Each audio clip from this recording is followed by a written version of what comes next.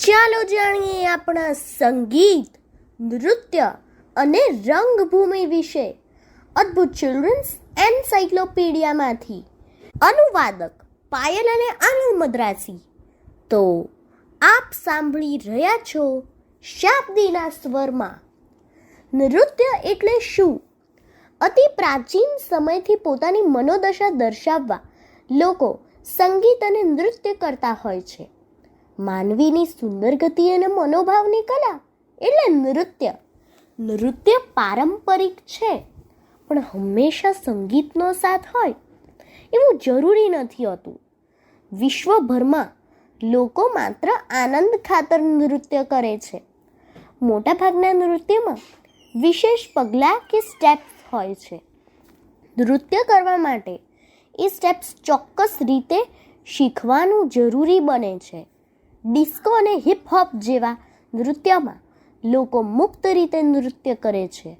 અનેક નૃત્યો સાથે તેનો વિશેષ ડ્રેસ સંકળાયેલો હોય છે.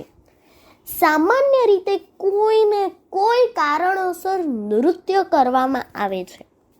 આફ્રિકાના કેટલાક ભાગમાં ડ્રમના તાલે મહેમાનોના સ્વાગતમાં પુરુષો નૃત્ય કરે છે. ન્યૂઝીલેન્ડના લોકો ખાસ હાકા નામનું નૃત્ય કરે છે, જે સફળતાની પ્રાર્થના છે. ભારતમાં સામાન્ય રીતે નૃત્ય ધાર્મિક મહત્વ સાથે સંકળાયેલું છે.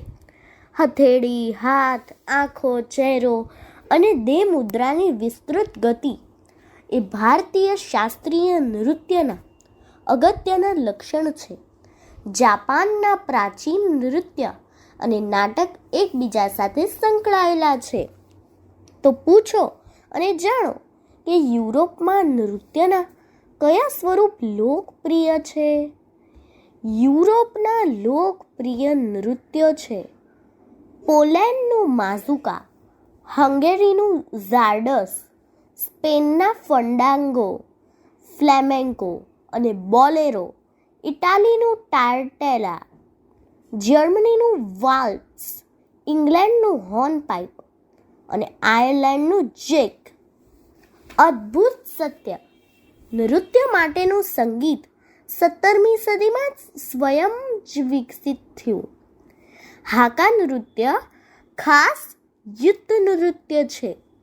એમાં નૃત્યકારો સ્વયં કેટલા બળવાન છે એ દર્શાવવા બિહામણા ચહેરા કરે છે.